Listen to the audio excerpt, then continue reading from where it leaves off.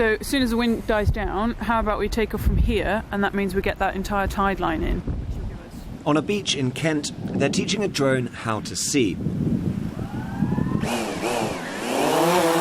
To automatically pick out the pieces of plastic that wash up here on the shingle. Our beaches are filling up with plastic pollution. But research shows we can't account for 99% of the 8 million tonnes of plastic we put into the sea each year. This project, called Plastic Tide, is an effort to find out where it's going. So for this one, should we start at that point, do you think, and then go north?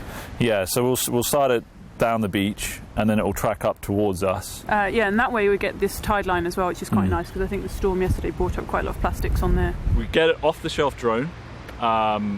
We send it up with some standard apps that anyone can use and download. The drone takes off. It does a survey pattern of the beach, takes images of that beach. It then uploads it to the internet, to a crowdsourced platform called Zooniverse, and then anyone, no matter where you are in the UK or anywhere else in the world, can then tag on those images what is plastic and what isn't plastic.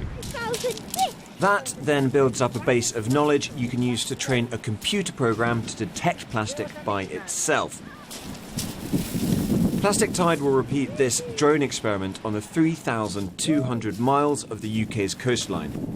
Eventually, it'll come up with an open-source algorithm that anyone can use to map a beach anywhere in the world.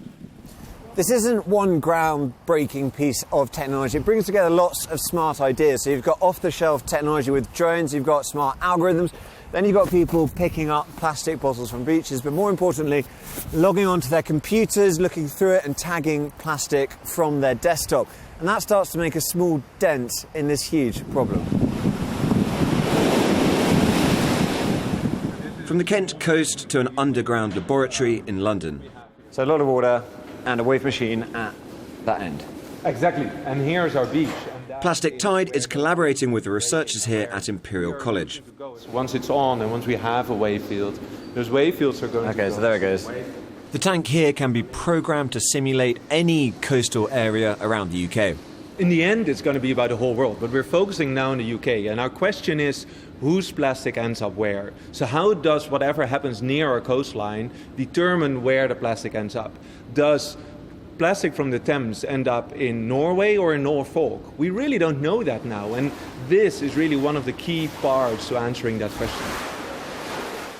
It turns out that ping pong balls are a pretty good substitute for plastic pollution.